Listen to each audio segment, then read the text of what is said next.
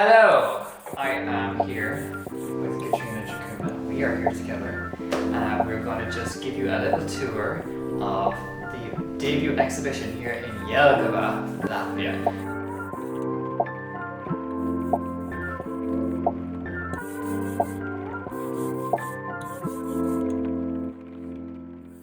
So, Katrina, how did you come across this place to begin with? I was visiting this museum with my partner on a lovely tour. You get an audio guide with your tour, and we loved the building. It's gorgeous. It has a lot of original historical elements preserved.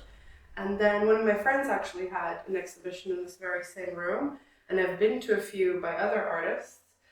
So then I reached out to them, and thankfully they said yes and welcomed us with open arms. Yeah, and indeed, we were welcomed. We had quite a few different dignitaries here, including the Mayor of Jelgava, and we had the Irish Ambassador Eamonn of Latvia as well here, and we also had the Irish Chamber of Latvia as well as representative here as well, and we had the Minister of Culture, which is very cool. So we had quite a lot of representation that came to support the opening of the exhibition. So if you are in Latvia, do come along and check out the space in Jelgava. So what we were going to do is we thought we'd bring you on a little tour around the works. So we have 13 pieces here by 13 of our newer collective artists. And the 13 pieces are all reflecting on the climate crisis. They're reflecting on the overall theme, which is a concept titled Blackout. Blackout, I suppose, meant quite a lot of different things to the different artists, and we've all kind of interpreted our own response to the concept. What was your kind of initial thought about it? I guess upon hearing the title, it was very much doom and gloom in my eyes, as the title suggests. And then thinking about also the process that the works will have to undertake to actually come into fruition. I was thinking I'm gonna do something with drawing, and then just thematically, I think I was more delving into the more global aspect of it. So just the human impact on the environment, and thus the inspiration for my piece is more concerning with the inequalities that humans have, like the patriarchy and like the relationships between women and men, and the feminine being the representative of Mother Earth, you know. Okay. So my thought process, yeah, was more like overall arching global context. I think you weren't alone in that. I mean, many of the other artists did a similar response, and we'll look at that in a second. But I think what you mentioned process there, and I think process has been a massive part of New a Collective, full stop, from the very beginning, in how we have our discussions, and to how we come up with concepts, to how we deliver what you see as a collective exhibition. And I think this process has been quite unique, hasn't it, insofar as we've already travelled the work across the world. Can you tell us all about what that was and how that happened? I've never participated in a project like this before. I have previously submitted artworks that have just been included in exhibitions and then toured to places. Yeah. But even before getting to that point, us having to come up with a certain image. Now, each of the artists' practice is based in different mediums. Some of us draw, some of us paint, we have photography, collage. But then that product had to be as an image sent in digitally to Robert Jackson, who lives in Scotland and who so graciously is the one who actually offered to do the project and then print these images for us. And then coming from that digital image of the work that he received from each of us, he created these lino cuts that were made using a laser, and then he used a printing press to then print 6 editions of each image, one remaining with each artist. Yes. So we in total have 5 collections of all the 13 works. There are 5 editions that exist. We have our own personal one, which is great, so we can have our artist copy, as it's called. But there are only 5 editions that will be available to the public, so there will only be 6 pieces of each that exist, which is quite cool, isn't it? And I think going back to the process a tiny bit, what's really great is what Robert has achieved with the contemporary and the traditional. And the fact that even before that, we went into our physical processing, whether that was, as you said, with photography or with hand drawing material, and even myself, I kind of mix and match between charcoal and pastel and paint and then digital rendering on top of that as well. So like it has gone through so many different stages, and it has also gone through so many different types of processing, both contemporary and traditional, that it just highlights that one cannot live without the other. Or we can if we want to, but to make this so authentic in what it is, I feel that's what makes Blackout so special.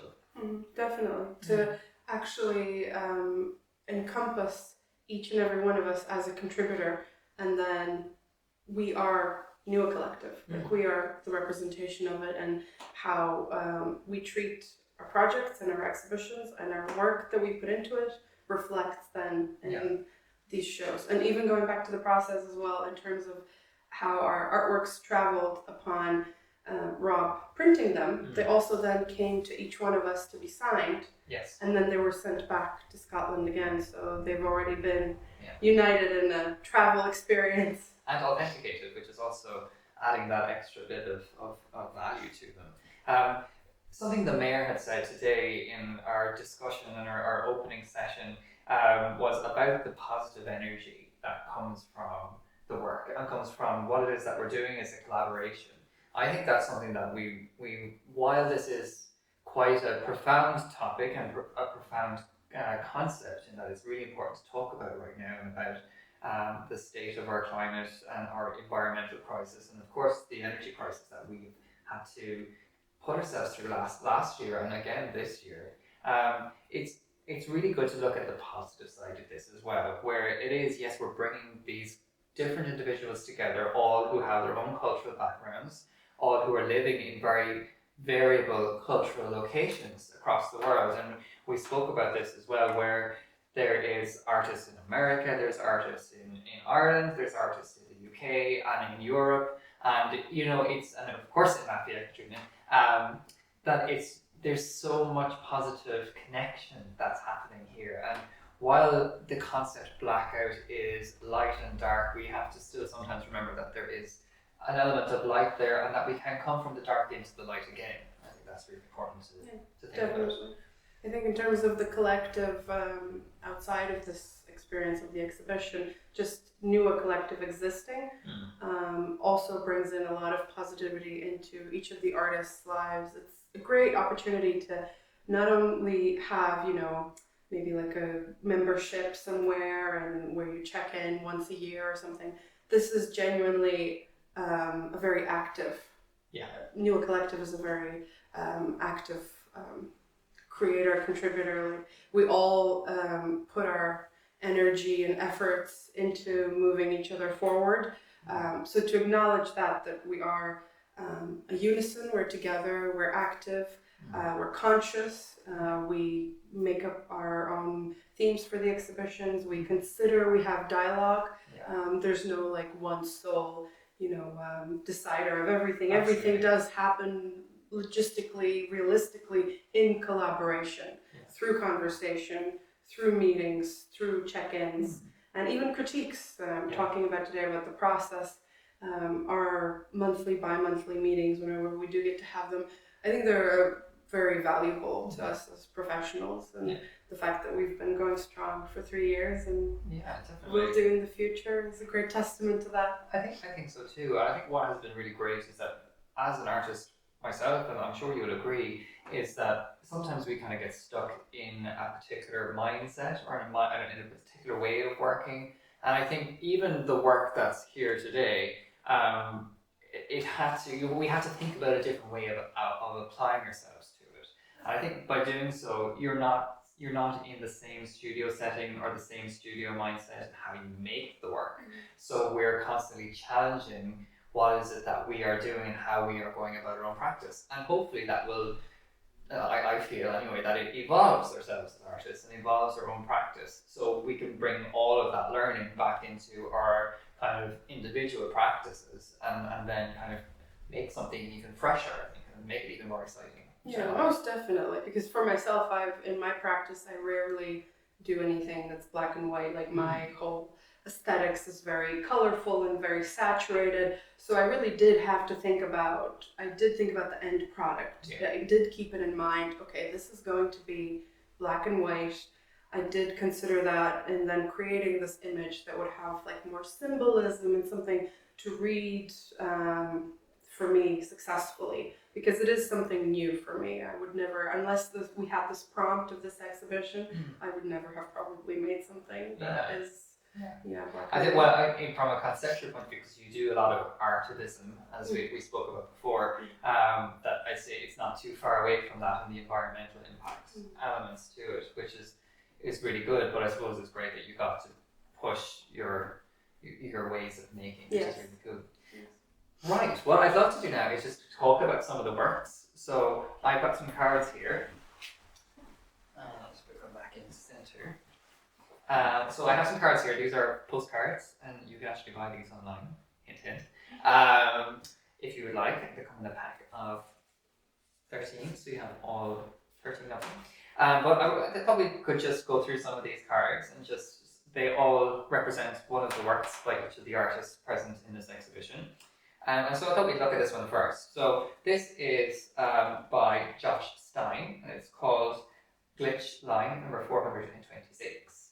So, like, what do you get from this, Katrina? To me, it reminds me of a metropolis, like from far away, thinking of a city, but somewhere quite dark, apocalyptic, like maybe beyond, humanity, somewhere where maybe there's a desert all around, and then there's this one oasis of a futuristic city.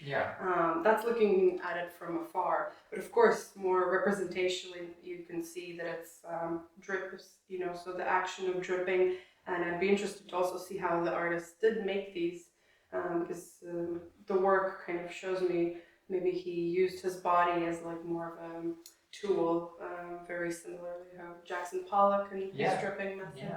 So it's definitely like action and energy featuring piece that to me does evoke something. It's looking far ahead into the future of maybe a dystopian future. I totally agree, and I think taking from the energy side of that, I think it's very loud. It has that element of sound wave through it, and I think it's like almost the image is whatever is within the sound wave is melting away, but it's still loud and we need to hear it. We need to hear what's going on, and all of this blank space around it is what's dissipated away, and what's inside is what's left. But we're speaking really loudly, something that's really small here, speaking really loudly about the impact that we need to speak about. So I think for me that's what I kind of get from that. Right, let's move on to the next one. Oh God, straight into my own. So this one is my piece, and it's called Overload, I think. Yeah, I should know my own title.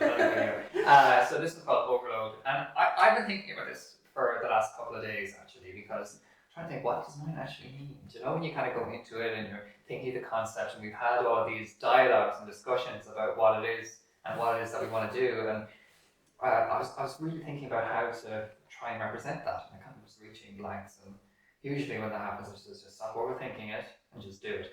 So thinking back on it now, I kind of see this in two halves.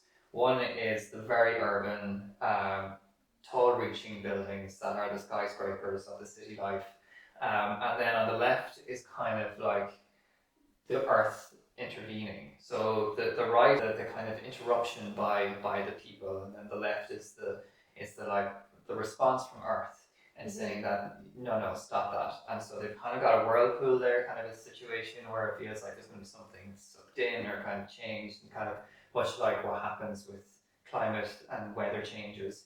And then these kind of sharp lines that kind of just shows they're going to take action. So that's kind of what I get from it. What do you think? Yeah, definitely. Like I see the two, it's like same as the yin and yang symbol of the two halves black and white as participating. well. Yes, and I guess the overall, like having them right next to each other, and then with the whirlpool, it does make me think of, why do we have to choose urban or rural? Why does one have to be complete technological overtake? And the other alternative is, going back to essentially nature and caveman days. Why can't we develop some sort of utopia where the two coexist, and maybe it's still skyscrapers but with garden roofs? And and I think they are making changes for that to happen. I think for me as well, the word balance comes to mind, just to try and establish that balance or really hone into it. Cool. We shall do that. Oh, cool. So, right, so this is a piece by Christina Gagan. Make sure I have it the right way up. It's called Pluie Noire. So, a French title. What do you get from this? To me, it evokes maybe looking through the car window, or even just like a window outside when it's raining, and you just kind of see the silhouettes of trees far off in the distance, perhaps a field. Yet there's some undertone of maybe those are cracks in the earth. So is it indeed raining, or is it like, that haze that you get in a desert where everything looks blurry just because, it's so hot? So if you can think about both water and drought while looking at this piece, again, it like encompasses this whole like environmental, the climate crisis, the temperatures rising, but at the same time falling in other places. So the nuances of all of this taking place in this one image. Yeah, it's really, I think that's really clear. And what I love about Christina's approach to her application is including the elements, including the fact that this, so Christina works with weather, with the rain, with the snow, with whatever material is falling from the sky at the time. And that actually decides upon how this painting or image or artwork is going to actually eventually turn out. And I think that's really great, especially within this concept, because we're obviously talking about weather conditions and weather changes and how that has an impact on the earth, and it really does have an impact on the artwork. So I think that's really quite cool. Cool. Now we have, I think this is the one around this way. So this is from Quivahini. It's from the earth. So Quivahini is from the earth. So yeah, Quiva, this is an image from a photograph. She took a still of a cabbage. A really nice cabbage by the looks of it. But it's really gone back to the domestic for me. And I think Quiva will probably agree with that. And talking about like how power comes back to the very fundamentals of living and how we need it for our everyday lives, and how when there is a blackout that we still need to get those resources, those survival resources such as food. I think this is really quite a departure from the other pieces, but yet so relevant. Yeah, most definitely. And seeing it so close up, I mean, we know that it's cabbage, and we've been in conversation with Quiva. We've had visitors today at the exhibition opening who are wondering, oh, is it a rhubarb leaf? Is it like, and it could be any type of maybe leafy vegetable. So perhaps there's also this kind of nod to monocultures and how we grow food. And yes, indeed, we do need power to do that. So we are dependent on electricity and resources, and hopefully those resources will be mostly renewable come to the future. But yes, there's a lot of like that you can tie into the single image. You'd think it's so simple, but yet the conversations that it opened up today. Absolutely, no, 100%. I think there was another thought about the genetic engineering, genetic modification that's happening and so prevalent now, and how we're taking a lot of the minerals out of the quality of the foods to mass produce, and as a result are causing even more issues. But yeah, it's definitely a conversation starter. Now, so then we move on to John Murray, and this is called Blackout. So it's great. It's a great collage piece by John. He does a lot of collage work, and so blatantly obvious has stated Blackout throughout this artwork in a really solid image text. And this collage for me is so distorted. It feels like it's just such a mind mess or something. For me, anyway, it's kind of like there's such lacking of clarity, but yet the word blackout is so clear. And it's like, it's staring us in the face, guys. We need to pay attention to what's going on. The mess is there, we need to clean it up. It definitely reminds me more of something that you might see when actual either electricity goes or you're like fainting, the actually motion of your eyelids like rapidly opening and closing, and then like these sparks of light and darkness and abstract shapes. So it makes me feel like I'm very much, this is my view when I have like in front of my eyes. Yeah, no, that really makes sense. Great work. Okay, so now we have Rob's, Rob Jackson's, and it's called Glitch. And as we can see here, so there's kind of two main elements, two sides to this image, like there is in a lot of Robert's work. To the left we have a kind of a sky or a landscape, and then to the right we have a portrait painting that was kind of cut up or shredded almost. And I think this is, for me, it's kind of like, it's like our own personal reflection on what's happening. And I think of the landscape, and that's kind of clear sky or moody sky, it always brings me into a meditative state. I think this person very much is in a meditative state, regardless of the anxiety that might be in there, because obviously she's quite encapsulated. But it's kind of like this is their view on what's happening on the earth, and the fact that it's shredded obviously brings in that distortion. Mm-hmm. Yes, definitely. Like the two images we're seeing, one of them is smaller, so it's like, is it less important? But then again, nature is like, we are nature, so having this more representational human body here with the landscape, it's like we are connected, we are one, and yet we've tried to kind of separate ourselves from it. We've tried to become, the overloads of all planet Earth. So having the two pushed up against each other, and then there's a certain kind of ominous tone of the figure and some maybe darkness that they're thinking about. And with the glitch as well, it makes me think of technology and like facial recognition technology and everything that's evolving. How yes, we are nature, and yet moving forwards as well, we are technology. Like technology is made by us for us, and that also is slowly starting to shape our overall environment. So we're all really interconnected, intertwined. It kind of brings a scary thought of surveillance as well, and about the idea that if you think about those TV screens in security rooms where they tend to sometimes not be of the full resolution or whatever, that kind of has that eeriness about it. Now everything is monitored, especially if you live in an urban area. There's cameras everywhere. We're always cameras everywhere, but it's not even that. It's like it's the credit cards in our pockets. It's the control, digitalization, the control of it all. Yeah. So now we move on to A Brighter Day by Saoirse O'Sullivan, and this work is really beautiful for me because I know there's so Saoirse generally works in vibrant colors, and I mean like vibrant colors. There's as bright as your lovely jacket, and it's just to see something that she has painted in this coloring, this mono print. It's just it's strange. It's kind of, I think it has a strange element to it, and I think it highlights even more the electrical wire that's in the dead center or just off center in this piece. And I think that's something that is just, again, back to that interference of man to nature. And you can see, all right, yes, there's a road here, and there's a beautiful cottage up in the top left, but there's this kind of movie sky that's happening. But it's just interesting how that electrical pole can just intervene. And the title as well, A Brighter Day. Yeah.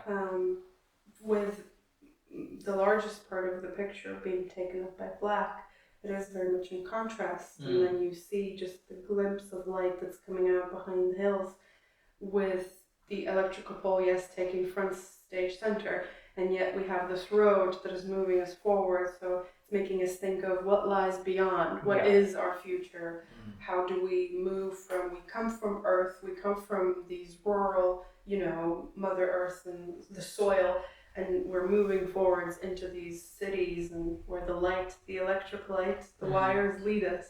So it does make you wonder about what lies ahead. It's funny because when we say A Brighter Day, if we look back to, I don't know, I mean not personally, but back in the 40s and 50s when they saw that the introduction of new energy sources and making life that bit easier and more accessible would have made lives a lot easier, but maybe we've just gone a little bit too far the other way. But yeah, that's quite cool. Now we have, this is interesting because it started quite a few conversations when I was speaking to some of the visitors today. This piece here by Maria Markham is called Erosion, and a lot of people are picking this up as kind of like a sonogram, or kind of like a scan inside the womb, or some sort of X-ray type image. And the fact that this is a diptych and it shows kind of more light on the left than there is on the right, it just almost shows like, is this before and this after? Is this where we're going, past and present? Is this what is happening? There's a lot of questions in here, but in reality, it's the Earth's like dissipation, it's the Earth's destruction, it's how the Earth is changing and that the soil is changing. Yeah, fascinating, because you do look at that.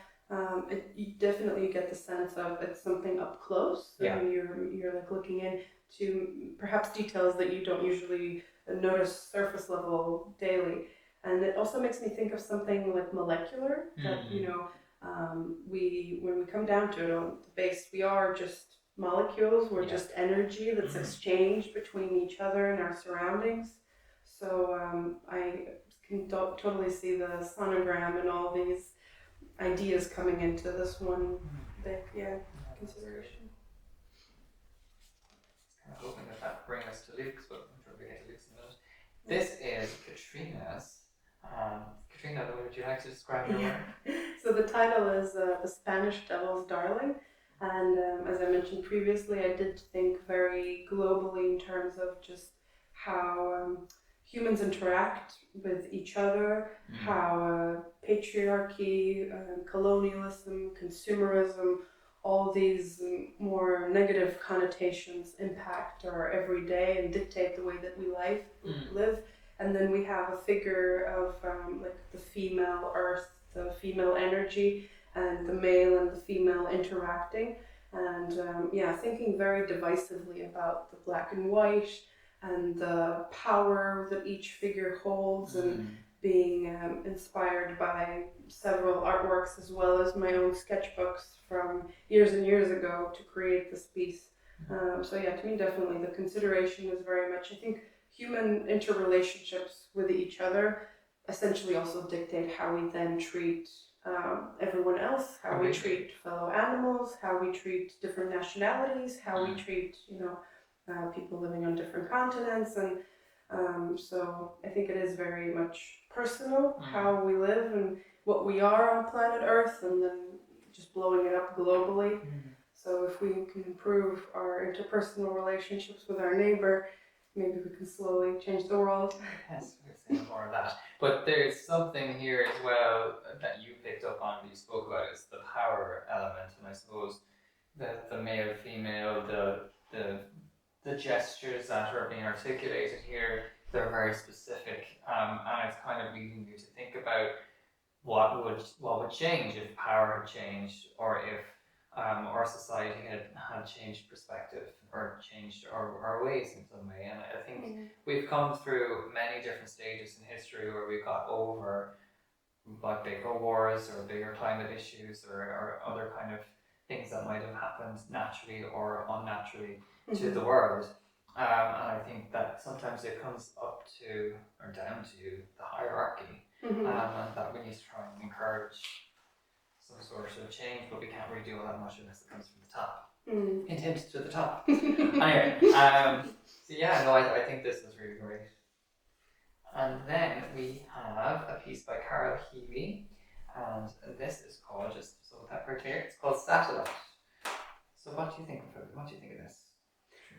You are stricken by this view of a landscape, and thinking of, is it like a view from the top, or kind of like a mountain edge, mountain range, and the sky above it, and then with the lines of all these circles above as well.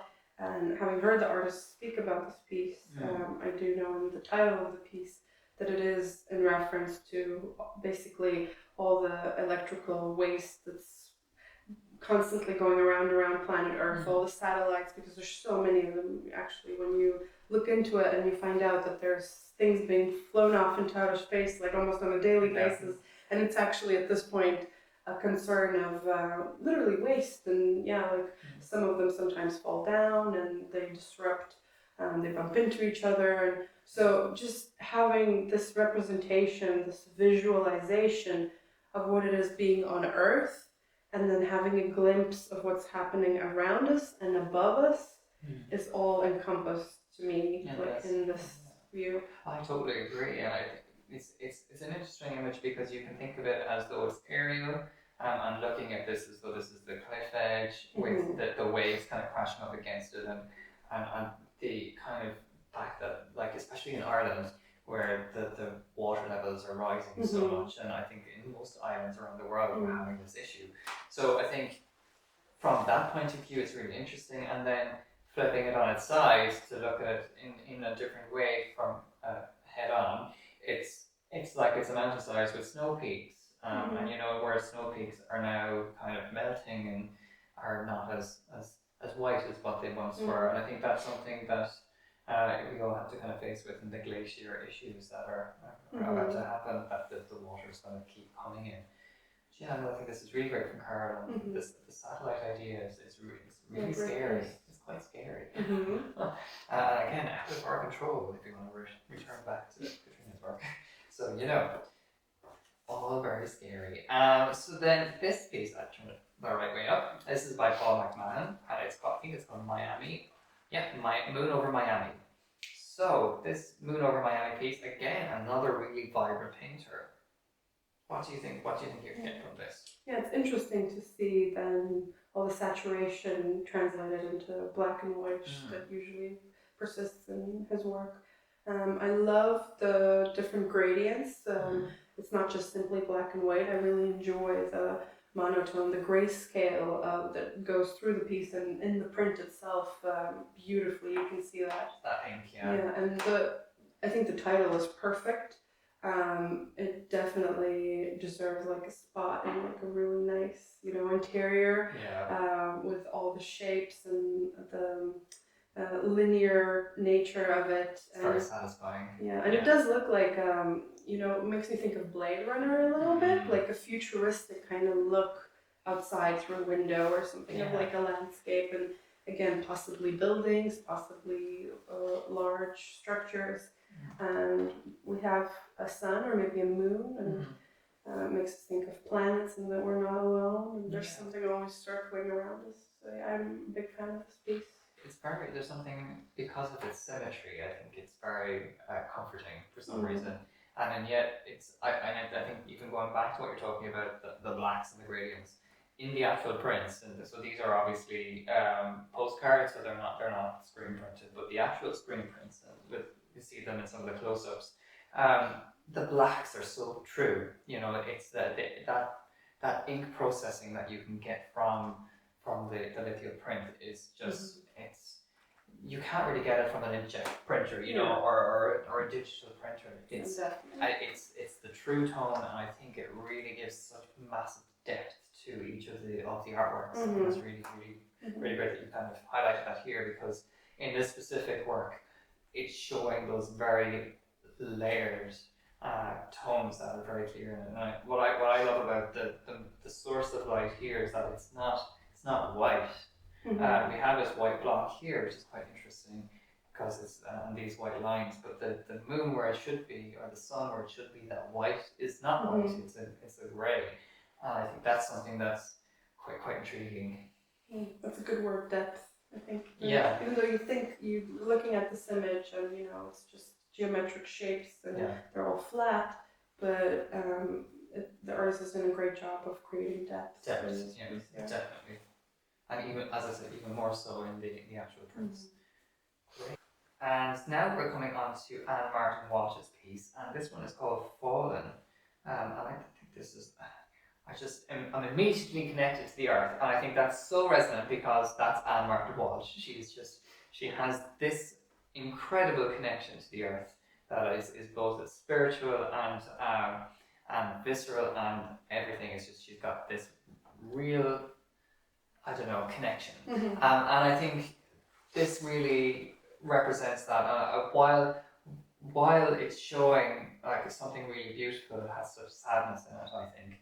And it's about this tree that has fallen due to rot or parasites, and it's as a result of the weather conditions and the changing weather conditions, and we think it's kind of only as a result of like the higher floods or because of more physical things. But when it comes to nature and it comes to trees, and if there's an overwrought of water, there's obviously going to be adverse effects to that nature.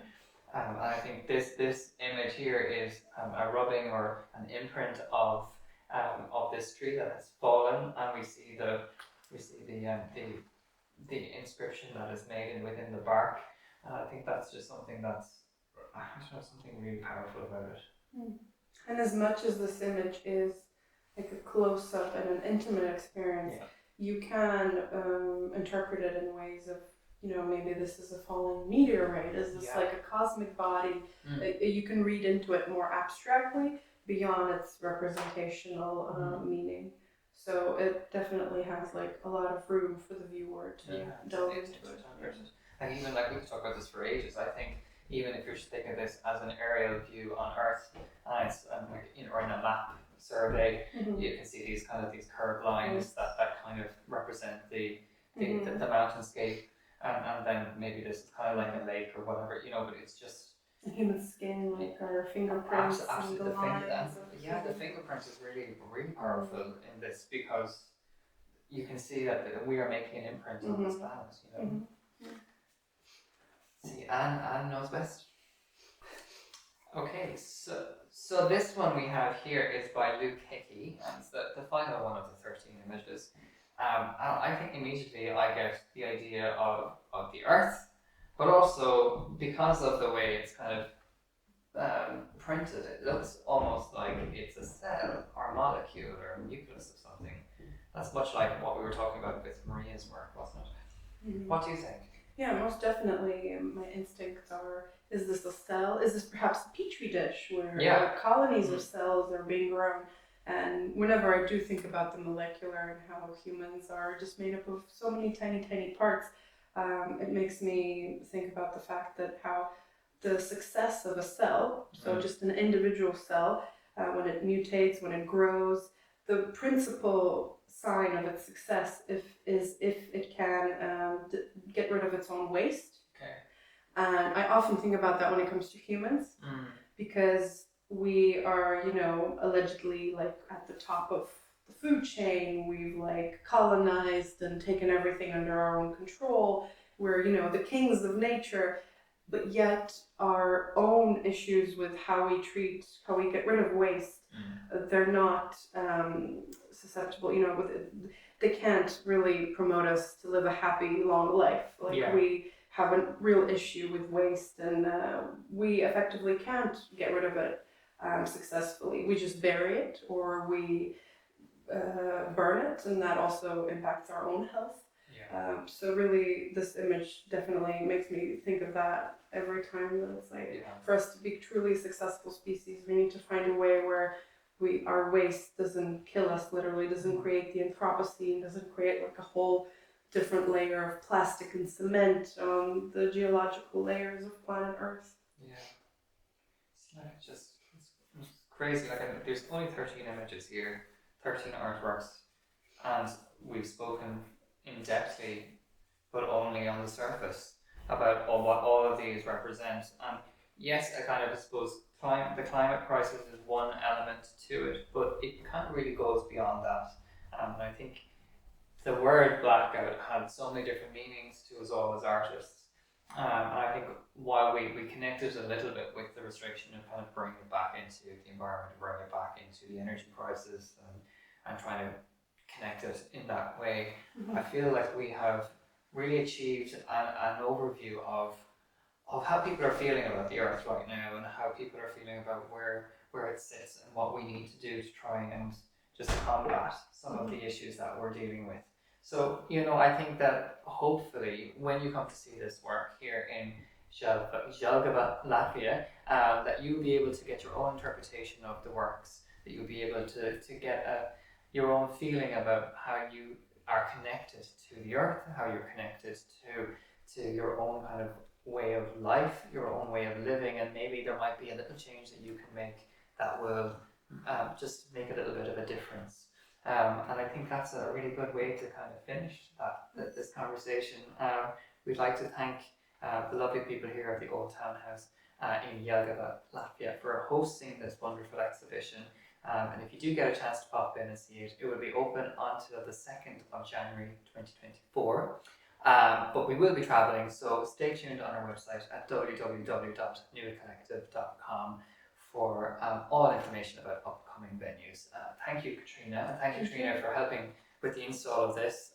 Katrina has been busy all week with the wonderful team here in Jelgava, Latvia, to get this show up and running, and has been really superb in all of your efforts. Thank you for that. And with that, do share, like, follow this little video, and let everybody else know that we are here to make a difference a little bit, but also just start a conversation.